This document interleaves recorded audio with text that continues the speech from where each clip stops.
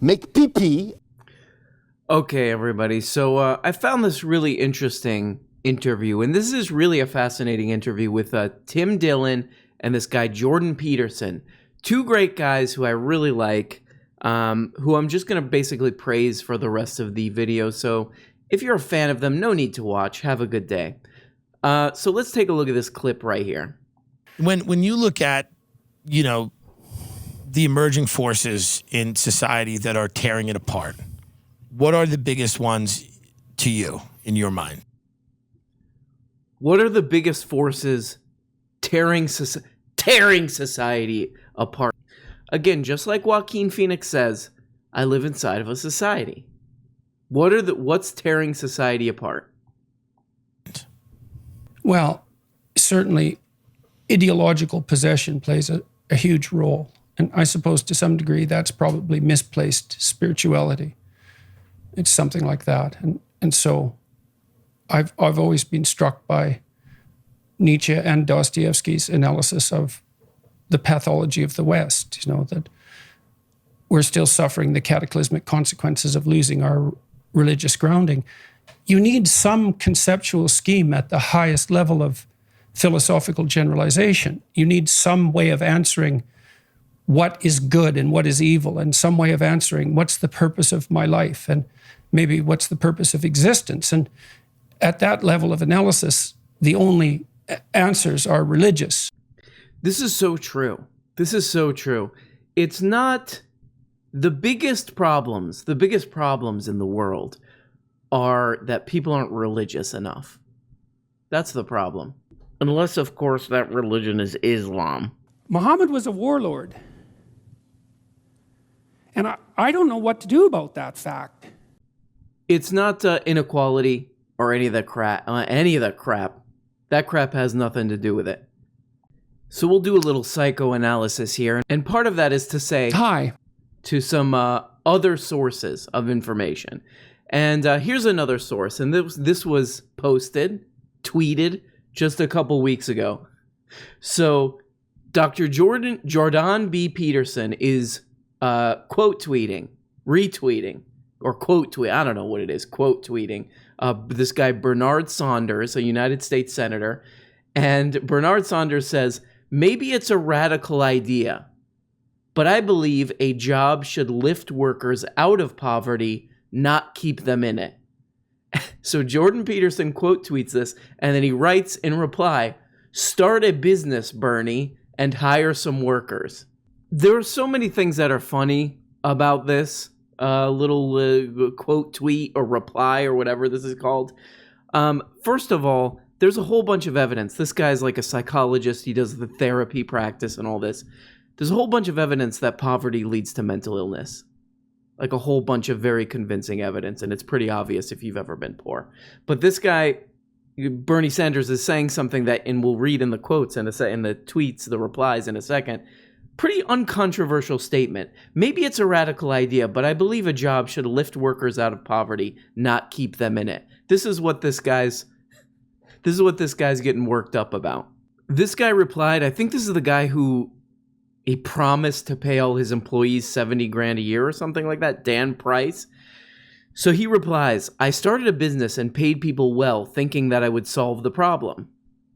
What did I learn? The issues facing workers are systemic and must be solved systemically. Is that harder? Yes, but it's the only viable option. Uh-oh, that doesn't look good for old Jordy. I mean, what he's doing here is like sort of a really good illustration of how exactly like idealism should not be used, like idealism for evil. And like if you don't know, we'll do some a kind of a boneheaded explanation of idealism versus materialism is like, and both are good. To me at least, maybe somebody has some other interpretation, but they're both good. Idealism is like, I project the world, and materialism is like, no, the world, creates your reality, and right? What you don't want to do is say, look, your situation might be really bad, And as evidence shows, you're more likely to be mentally ill because of poverty and all this stuff. But you create your reality, so you think your way out of it. No, that's absurd and that's insane. Let's do a little thought experiment here, okay? Let's say you have $100 in your bank account, right? That's going to cause you a little bit of anxiety if you're like an adult who has to pay rent and all this stuff. You have to make a car pay. That's going to... You're not really going to be thinking on a very high level with that kind of a thing going on in the background, right? Okay. But let's say you have $100,000 in the bank and you don't have a lot of expenses or whatever. You have a little bit more time to read and take in the world and project your reality a little bit more, right? Projecting your reality, still very good, but you see where I'm going with this? He's using this in the exact opposite way, because what Bernard Saunders is basically saying is, look, we got to make sure that people who are working like a full-time job aren't like impoverished. Very simple, stupid idea. Lots of other countries have done this. Look at the Nordic country, blah, blah, blah, blah, blah. Okay? This is very simple, not very controversial thing. All the data shows that this is possible, and that this makes a society function better, to not have wild inequality. Totally not controversial, right? But he gets really worked up and pissed off about this, which kind of indicates to me that he's kind of full of it. I don't think he really believes any of this stuff. I think this right cheer is the real, what he's really concerned about. I like also that Marianne Williamson just wrote, what? Huh? Also, I hate to keep going over this territory, but if you watch the Dave Ramsey video I did a couple days ago, funny how these guys really into religion. Joe, ooh, the Bible! The Bible is the ultimate book. Without the Bible, this is the problem. This is Jordan Peterson's biggest problem. People aren't reading the Bible. You might want to check what the Bible says about the rich people. Again, being rich and hey, just give away all your money. Kind of forgot about, oh, this is the most important thing, except for what it says. That I don't like. And if some senator says it from Vermont, then I'm going to get really pissed off and worked up. Yeah, you're really committing to these ideas, Jordy. Okay, this is going to be a bit of a long clip, but, whatever, I'll jump in. It's where that goes, right? That can move in an aggressive direction quite quickly. Well, the antidote to that, as far as I'm concerned, is something like encouragement. It's partly why I'm so appalled by the characterization of our society as essentially as both symbolically and literally as a tyrannical patriarchy. The criticism that... Okay, so I'm appalled that our society is characterized as a tyrannical patriarchy. Emerges on the left is essentially that hierarchies are predicated on power, and power is equated to tyranny, and then so social structure itself is equated to tyranny, and that's nonsensical. It's a nonsensical oversimplification. The fundamental ruling principle of a functioning hierarchy is not power. It's something more like fatherhood. It's something more like encouragement and reciprocity reciprocity, and courage and productivity and generosity, all of those things. And this is a really interesting thing that a lot of people have pointed out, is that he'll put like little breadcrumbs so that you can kind of put together what he's saying. But if you're like, hey, well, what's going on here exactly? He's like, I don't know. So I hate that people criticize, let's just say North American, because who knows what he's talking about. North American society as a tyrannical patriarchy. And then we walk over and we get to, it's more like a functioning hierarchy is more like a fatherhood, like a family, and it's more like fatherhood. Watch what happens here. Right. Like they were taught reciprocity. Right. So and functional hierarchy. Part of my generation's issue with that characterization, and I've listened to a lot of your work on hierarchies, and I agree with a great deal of it, but part of it is when we see so many of the institutions that we grew up with, the Catholic Church, the government. We look at a lot of the wars that we've been in that we now find out were foolhardy, and the reasons we got into them were not initially the reasons we were. And on and on and on. This guy, I have to say this to Tim Dillon, okay? And I know very little about Tim Dillon except for, I basically know nothing about Tim Dillon, except for that one guy I follow on Twitter is like always in a fight with him. He is a master. Like, this is a master class on how to do a YouTube career, because he knows that this guy, his following, okay, his fans do not want to hear anything negative about this guy. Basically, what they prefer, the people he's gonna, the million or 500,000 or close to 1 million people who search this guy Jordan Peterson's name all day, every day, want to hear his praises, all due praise to Allah, to him, with a capital H. But what Tim Dillon's doing is, I would guess, okay, who knows, maybe in other episodes he's dunks Jordan Peterson's head in the toilet, who knows. But what he's doing with it, which I think is great, and if you watch the whole thing, he masterfully tiptoes around.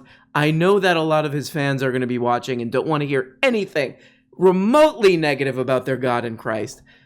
However, I disagree with basically everything this guy says, and I'm going to put that out there, and in the most delicate way, the compliment sandwich way as possible. Sorry to let the cat out of the bag on this one, but that's what's going on, and he does an amazing job at it, I have to say, with basically everything. Watch the whole interview.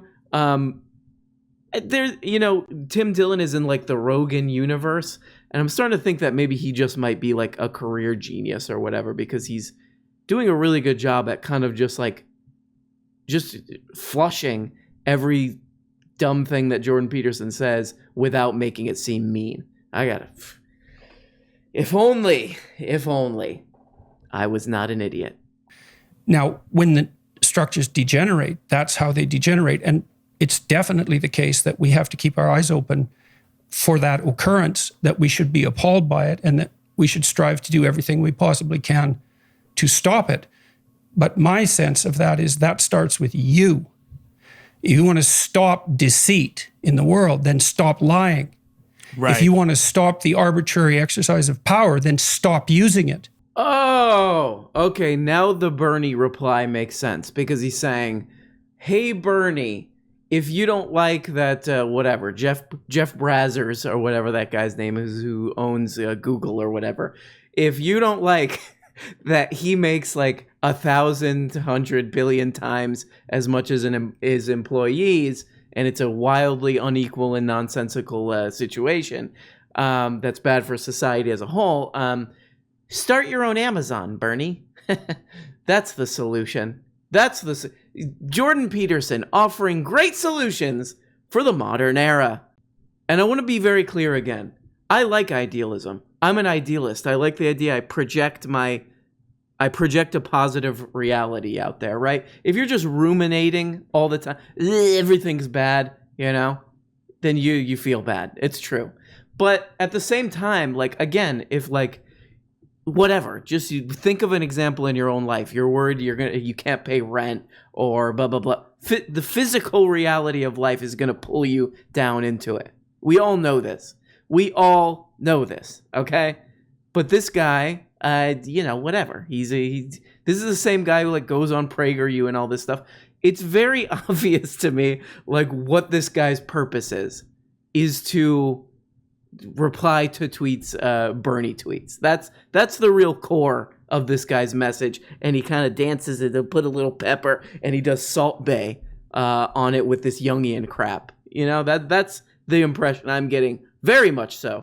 So there you go. Just a short, quick, fun one. A very coherent message from, what does he call him in the beginning? Hold on, I gotta get this. Times has called you the most influential public intellectual in the Western world, which is... The New York Times calls Jordy Peterson the most influential intellectual in the Western world. I think that's totally true, and I was heavily influenced by this, because what I took from this is I got to get some religion in my life. Not Islam, though. Religion is the absolute most Religion is the absolute most important thing. And these stories are so beautiful. They open up a world of imagination. But no, Islam, that's a piece of crap. Even though it's the exact same crap as all the other crap. But it's a beautiful world. but not Islam, though. And the other thing is politicians should not make any effort, even though it's proven in other parts of the world, to actually create a more sustainable, effective, and successful economy when wild inequality in income is compressed. Don't focus on that. Just focus on doing religion, and that will do good. Fine. Also, hierarchies are good because they're like it's like a father is taking care of you, and that's proven really correct in the past. Well, Jordan Peterson wouldn't like the New Deal era, so after that, which would be, you know, the CIA and Nixon and all of that stuff, that's a good father. This is pretty funny. Somebody pointed this out on Twitter. The Wall Street Journal did a kind of nice little, he's good type thing for Jordan Peterson. The man they couldn't cancel. I mean, I feel like Jordan Peterson can be canceled because he seems like the type of guy who reads every comment. Like if he posts a video, he gets like 4 million comments and he reads every once in a while. Every single one. He reads every single comment and he's like, that's a mean one. That's wrong. And then like a good one. Thank God. I'm being a little mean to him, but come on. That's got to be the vibe you get. Very sensitive guy. But I just love this sentence. Those who despise Mr. Peterson think of him as a member of, quote, the right, or even, quote, the far right. I wouldn't describe him as a conservative. His interest lies in individual rather than social order. And he says little about public policy. This actually, the same day that this was published, he did the quote tweet Bernard thing. Bernard, the only politician in the United States with real like policy ideas. So no, he doesn't care about policy at all. Hi, I'm the Wall Street Journal. I mean, look, it's kind of disappointing because like this guy's out. I mean, I didn't come to the Tim Dillon video, okay? It got suggested to me. I get a bunch of Jordan Peterson suggested videos. Maybe that's my fault. You know, they know I'm an incel or something. But I like doing things where people like the content. And I know, I mean, the only possible way that the people who on every Jordan Peterson video that I do find it and put negative comments is that they're searching for Jordan Peterson's name all day on YouTube. Look, guys, you found somebody you like. You know, I'm glad. I'm happy for you, okay? You found a guy you like, and you like him. But calm down. Not everybody likes him, okay?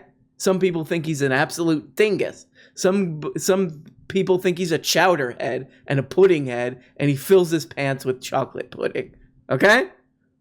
We can all live in a world where we have all these different beliefs, you little goose-step and authoritarian lunatics. Calm down. And if you dislike this video, I will report you. But they can't help it, and it's fine. And there you go. A little look at this guy. Hi. And his favorite thing to do is make pee-pee and beat a kid in Walmart. Which is I find sick. I find to be sick, frankly.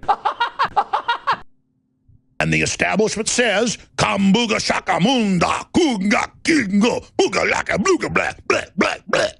Bye, everybody, and see you later. Hey, everybody, and thanks so much for watching this video. Like all the other YouTube and podcast perverts, I now have a Patreon. Every week on this Patreon, I'm uploading 2 exclusive Patreon-exclusive shows. They're like real shows, more produced, more edited. A behind-the-scenes show where I reveal all my secrets, and a show where we go deep on an important topic that you will want to know about. Also, you get the daily and complete live show audio-only feeds.